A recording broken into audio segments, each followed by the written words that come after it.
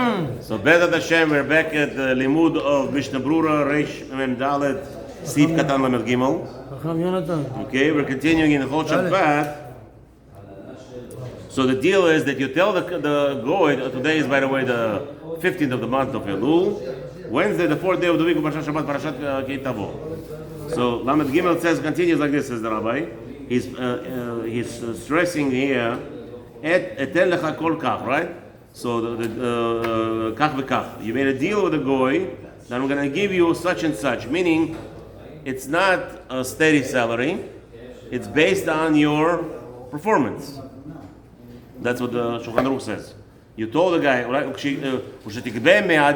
you collect 100 dinarim, I'm going to give you, right, he has to do whatever he has to do. Once you collect certain amount, I will give you your compensation. So it explains Mishnah Berurah, the deal over here is that you have not mentioned the word Shabbat at all here. Right? And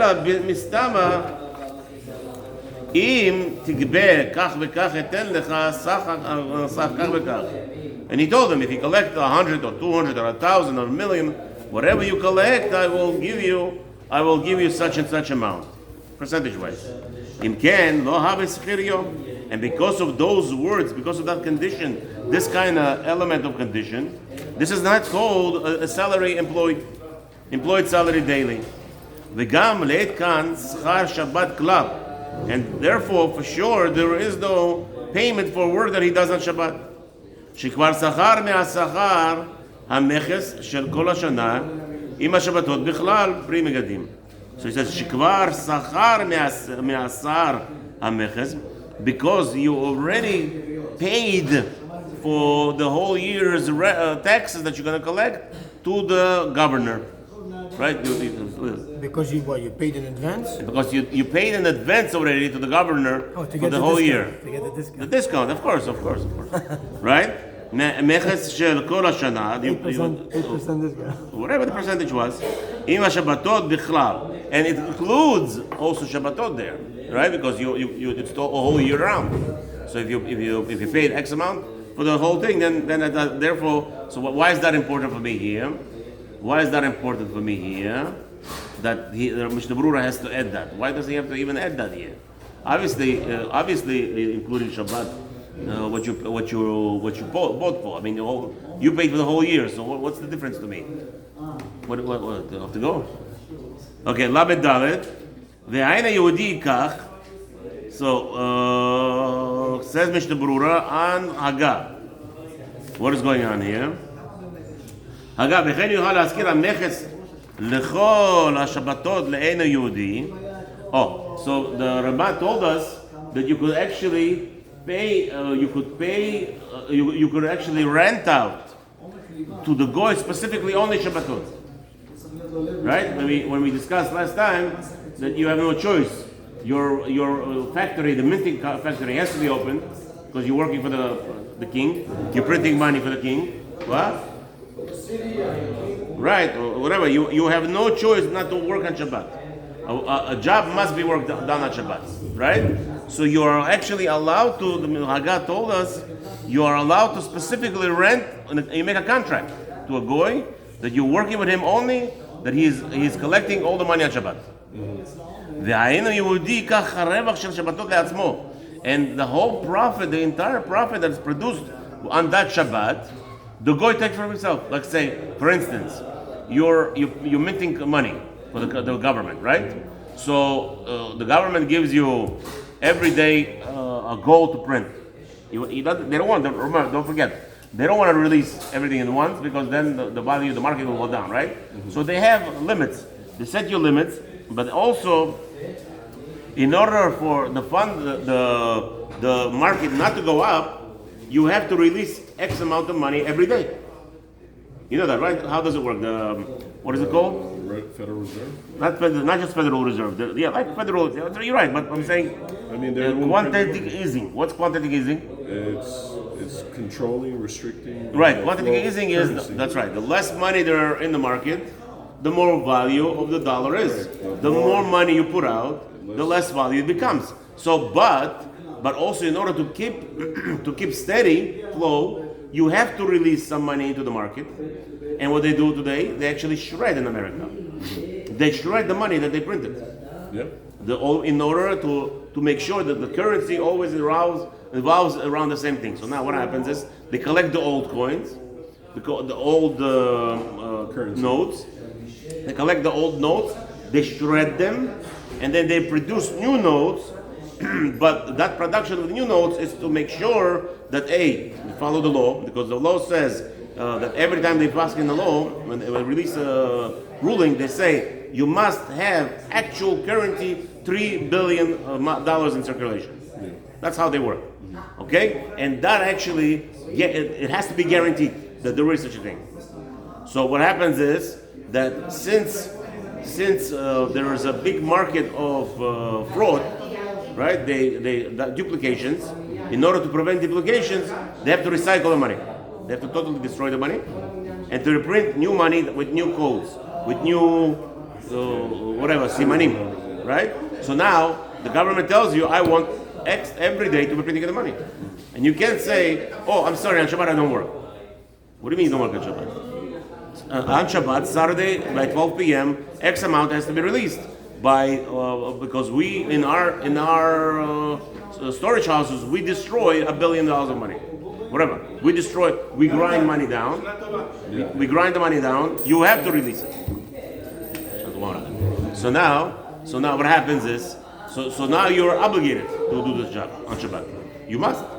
Or a ferry. We said I brought an example the other day. New York ferry. You have a ferry from Brooklyn to Staten Island to Manhattan. All those ferries, they work constantly, 24/7. They must be working there. The city does not give you an option. You can't. The days. There's no weekends. There's no weekends. There are no holidays. The ferry must move constantly. So now you own the ferry in this business. If you're gonna tell them I'm not working at Shabbat, what's gonna happen to you? You're gonna lose the entire business the whole 6 weeks. So now, this is what the Haggah is saying here. The Haggah is saying that you're allowed to hire a goy specifically only on Shabbat. And he's going to do everything for himself on Shabbat, and wherever the profits there are for that day on Shabbat, he keeps them himself. So now the Mishnah Berurah explains. A guy from Venezuela, that most money the goyim made for the whole week was on Shabbat. Because the money goes to them. Okay. They had like a business, whatever, and Right. they made the way how exactly how it is. The money that's produced or the money that they make, the profits they make on Shabbat, obviously the Jew can't take it, on Shabbat they basically hustled and then made the most money got out of the whole. Right, but the question is, during the week when they work for him, did he tell them, you work for free during the week and you take all the money on Shabbat?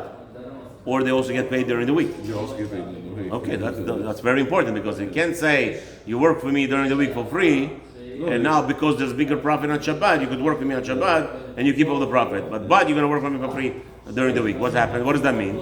It's actually Melech Shabbat. They're performing work for you for Shabbat, because they're getting paid on Shabbat for the entire week, which you are saving money, and that would be a problem. Yeah. That would be a problem. Okay, let's see. Lamed Dalet. In Mishnah Berurah, we have a few minutes? A couple of minutes, yeah? Let's go. So let's do Lamed Dalet quickly. What does that mean? Lamed Dalet, yeah. What does that mean? The meaning of this statement says, Mishnah Berurah, this is also going to be allowed. The Eino Yehudi ki abid adat adanav she'avid, because the goy completely works everything for himself. And also Magen Avraham wrote that there is no real salary on Shabbat, even though the contract says that the goy works only on Shabbat. It's like the goy purchased the entire collection of that Shabbat. Because he knows that the goyim will bring all the merchandise on Shabbat. And the goy will be taking everything from it, accepting it on Shabbat. The pshita the shari, that will be for sure allowed. And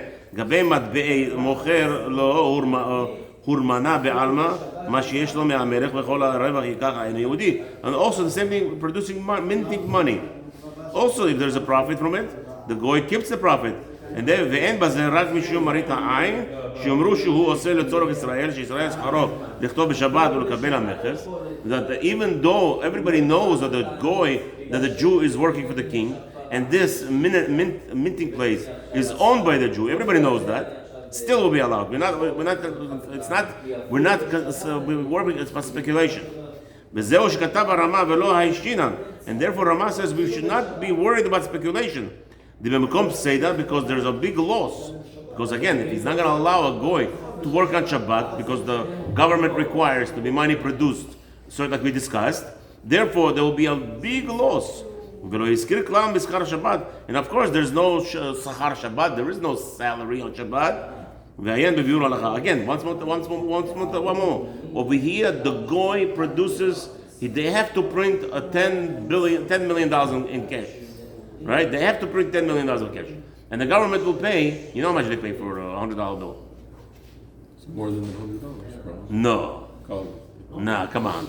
12 cents, 15 cents. To do the dollar? $100 bill. To print a $100 bill is about 12 cents, 15 cents. It costs more money to make a penny almost than a $100 bill. Yeah, no, the coins right now. The coins are very expensive. Yeah, it's crazy. So I don't know. In the future, is going to be like no more coins anymore. So. No, everything is digital already. Come on, I know that I'm saying. In the future, finished. the coins are going to be We're all going to be slaves to the digital dollar. We were all slaves now to a currency dollar, right? Like we're not slaves today. Yeah. Everybody's going crazy. Digital, that's it. They're going to control us, and like money, they're not controlling us. All right, let's see. You want to go? Yeah. Okay, B'ezrat Hashem. Just Zohar is going to come now. We're going to continue. We're continuing with Zohar here in Lamed Hey, in Seif Katan Lamed Hey of Mishnah Berurah. So Lo Chashishu. We're not worried about speculation. Remember that, right? The whole thing is over here. Everybody knows that this ferry belongs. It's called Sofer Ferry. This is called Sofer Mintery. Everybody knows this is Jewish mintery. So why are we not choishish? Why are we speculating that you gave the ownership of the property on Shabbat to the goy and the entire profit on Shabbat to the goy? Why shouldn't we be worried? So till now we said, why shouldn't we what? Worried of speculation of Jews that you hired a goy for Shabbat for you. No. Why shouldn't we? Till now we said that there is such a concept. That the whole thing is gzera. We said people might come and think that you're suspicious that you're working your goyim on Shabbat. So why in this case, in this scenario, when it comes to the government, we are not concerned with this chash, we're not concerned with this speculation? What's going on? That's the question, right? So now Mishnah Berurah is going to explain. Lo chashishu, we are not concerned. Why? The mashma, מכל הפוסקים, דלא התירו אפילו במקום הפסד גדול, אלא באופן זה שהצייר השולחן ערוך. The entirety of all the poskim, everybody agreed that only in this situation, when the Shulchan Aruch specifically pointed out to us that only here there is agreement that we will allow, because in reality, because of a loss of money, monetary loss, we are not going to allow you to be mechadel Shabbat. There is no such a thing, right? We are mekelim in many other instances like bishul b'Shabbat, or what's his name? Bishul also not matir. I would say basar b'chalav, where there is leniencies, where there is tam nifgam. There's so many different etarim that the Rabbanim will say, because I have said, we're going to let it go. Because in reality, for a loss, we don't want a Jew to lose money. So in order to have achmara, to do bu machmir, and to cause losses, the Rabbanim are more making. Right? Okay? Once there are big, prominent rabbis who are not so makpir about it. For instance, like this whole world today, everybody talks about Chafetz Chaim. Why do I'm a total midnagit to the Chafetz Chaim Heritage Foundation? Because the Chafetz Chaim Heritage Foundation, they really don't understand Chafetz Chaim b'chlal. They have zero understanding of Chafetz Chaim. Zero. How dare me say that? Very simple. Because if you look at their concept of how they teach, the premise is that you're allowed to tell people off, as long as you do it nicely. That's not true. Chafetz Chaim is not for that. Chafetz Chaim is not for that. You're not allowed to tell people off at all. Unless, which is a very important premise. It's not allowed to in yeshiva. Huh? Not allowed somebody into yeshiva? No, we're not allowed to tell people off. Or in general. In general, ever. You're not allowed to tell people, give them musar, unless there's one condition that Chafetz Chaim said. And that condition is that people have to know you love them. Not that you say you love them, like today everybody opens their mouth. I love everybody. Yeah, right, please. Do me a favor, you love everybody. Yeah, the first thing the poor person comes in, hey, you can't come back in the middle of davening. This you hear from everybody becomes a tzaddik. All of a sudden they're tzaddikim. Which is a big, by the way, it's a big avera, not according to Shulchan Aruch. Shulchan Aruch, you know when it's allowed collection? You'll be surprised. We're learning. We're not learning with you, but we're learning within Hebrew over here. We're gonna get there. It says clearly, when does the Gabbai must announce for tzedakah? When people came for tzedakah? When you think? Before Borchu, after Ishtabach. Before Kaddish. Or even after Kaddish. After Bracha, says Shulchan Aruch there, you make an announcement. Marai v'Rabotai, we have a collector here. Which shul is going to allow that today? Everybody can become a tzaddik. Maybe we can print it out and put it in the bima. Huh? Yeah, print it out. They'll close the doors on you. But you can't give tzedakah during Chazarah. Well, who told you that? Who told you that? Yeah. Where do you learn that? Where do you learn that? When it comes to tzedakah, there are almost I learned it. Not in the middle of Shuman Esra, I could understand, but Chazarah, no problems at all. No You can't problem. even learn during Chazarah. What? You cannot even learn. You cannot learn. Give tzedakah. Mikayem tzedakah is what does it take you? Go into your right hand, give it to the next hand. So you don't miss an amen by And if you give tzedakah, you're gonna miss an amen. It's possible. All of a sudden, everybody became a tzaddik. What does Halachah say when you have to go to the bathroom? Bathroom, yeah. Well, in the middle of Shmoneh Esrei, you have to stop. Yeah. Very nice. We're not gonna force you to stop in the middle of Shmoneh Esrei to give tzedakah. That far, I will not go. Shulchan Aruch doesn't go that far. But Shulchan Aruch has zero problem for you in the middle of Shmoneh Esrei, people collecting tzedakah, give him $1. Zero problem with that at all. Actually, he's encouraging you. I'm gonna. You know why? Because he's in tsar now. This is called chesed. Chesed is not, the whole world today is totally upside down. We do whatever we want, everybody doesn't care about anything, right? How do we get there, Bechal? We steer it away. Right? So now we were talking about chashash over here. We're telling you a chashash where there's a hefsed. When there's a hefsed. So when there is a hefsed and the halacha, there is one allowance, one prominent posek. If there is a hefsed mirubeh, there's a din called hefsed mirubeh. If there's a great loss, you are allowed to bend rules a little bit in order not to have that loss. Okay? So when it comes to Shabbat, however, even if there's hefsed mirubeh, if there are no poskim that allow it, like here, no poskim allowed over here to have a goy work for you, especially on Sofer Ferry or Sofer Minteri, we have a problem. Everybody's going to know it's for me. So, but here, everybody's allowing it. So all of a sudden, why? So it says Mishnah Berurah. Let's see inside. Why? Because Shulchan Aruch, first of all, pointed it out. Therefore, nobody's arguing. The Hainu, you there with me? Mm-hmm. What does that mean? As long as it's under a full contract, or that you are renting to him the entire profit of that day, like we said. What's gilulim over here? Goy. Over here, the goy is doing it all for himself. But to hire a goy for a daily job, let's say you have a goy that fully works for you all 7 days, that will be a problem. Mamash asur. Why? Everybody will agree. If he's your employee, you don't have a contract with him that says on Saturday all the profits of Shabbat, sundown from Friday till stars come out on Motzei Shabbat.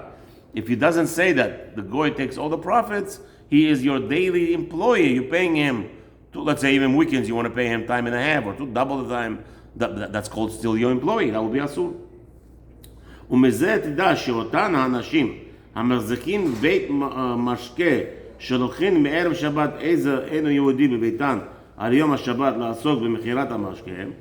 And so Mishnah Berurah is now pointing out to us You have a tavern. Somebody owns a tavern, and what happened was on Motzei Shabbat, on Friday night, they would have a goy come in and take over from the Jew to run the tavern. Shelo kadin hemosin. This is not according to halacha. Where the goy comes and he works in your tavern, right? It says Sofer's tavern. So how you allow him to work there on Shabbat? But over here they're hiring a goy to work for you on Shabbat. That will be asur. Da'af im nachshov miniyat revach yom HaShabbat le'efsed gadol. Mikol makom lo hetiru b'schar yom mamash. But still, if you're hiring the goy just to take everything from Shabbat, it will be asur. Again, you're hiring him. That's the problem here. וגם דאולי הוא רק בכלל מניעת הרווח, כמו שכתבנו האחרונים, לעניין תנור ומרחץ.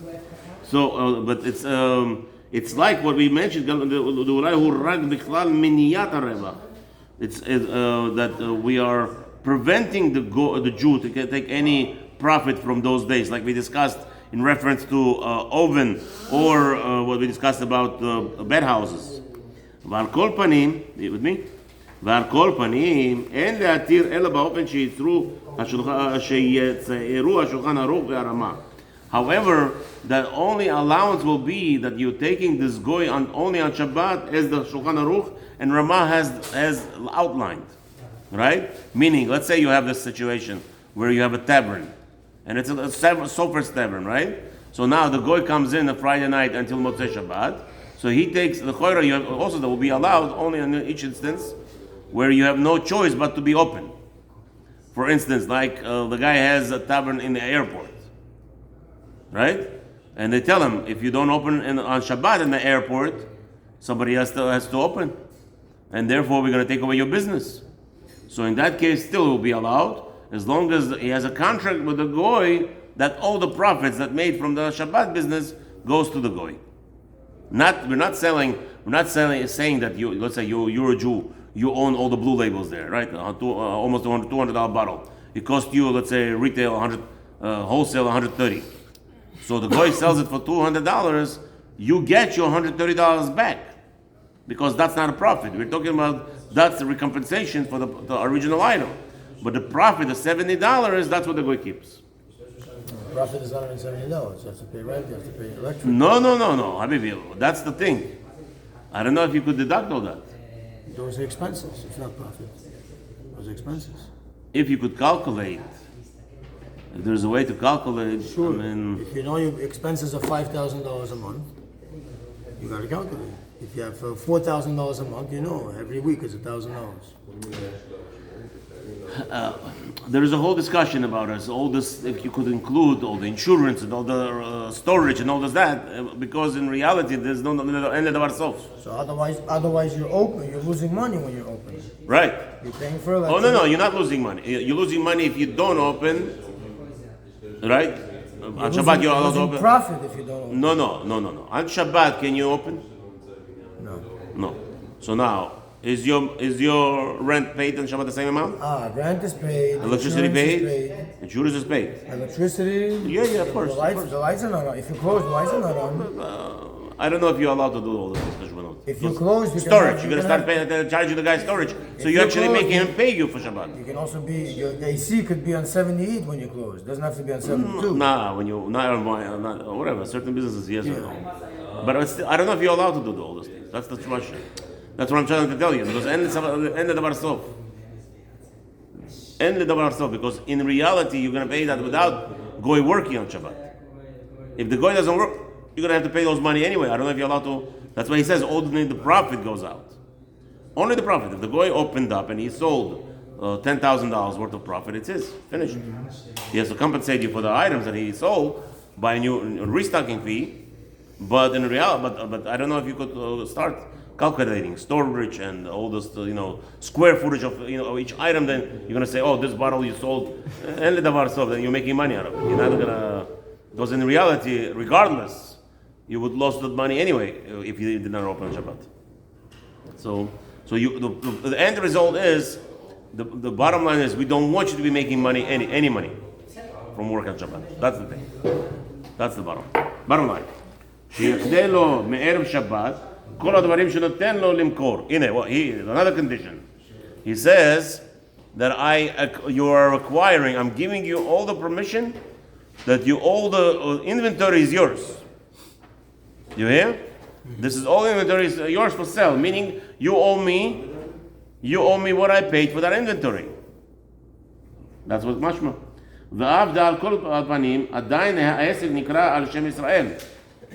But however, it's still, the name of the business is on the Jew's name. This is all allowed because of the great laws that we're discussing. Because again, we are talking about scenario specifically, that there is a condition. If you don't open on Shabbat, you lose the entire business.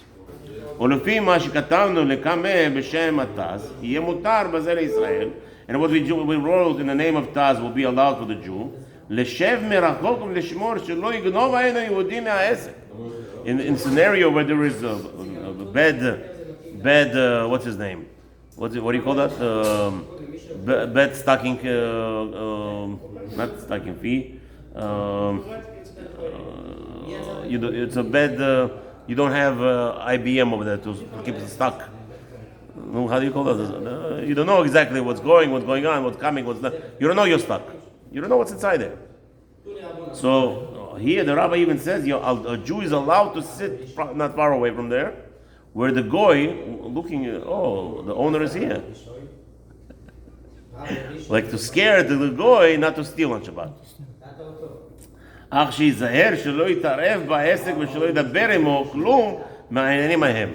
However, if a Jew is sitting not far away from there, and the goy sees that, but the boss is here, so he's going to be more careful. However, the prohibition is for the Jew to talk. Be careful how he steals. Huh? No. The Jew is not allowed to say anything towards, not allowed to direct the goy to do anything on Shabbat. However, it's very hard for the Jew to sit over there quietly.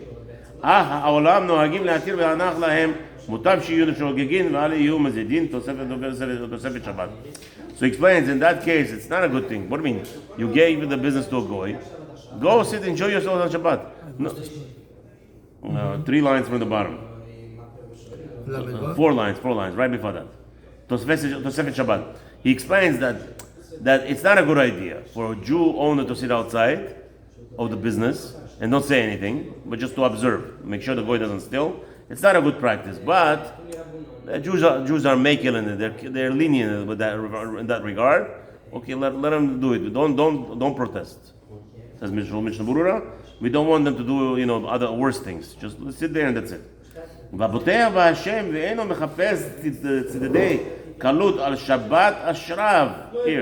again, the Mishnah Berurah tells us clearly: anyone who is meticulous to be relying on Hashem and depend on Hashem, and not to do anything looking to leniencies to find ways to go bypass the halacha, he should be happy and blessed. You finishing here? B'ezrat Hashem, whoever needs to make a living, go make parnasah.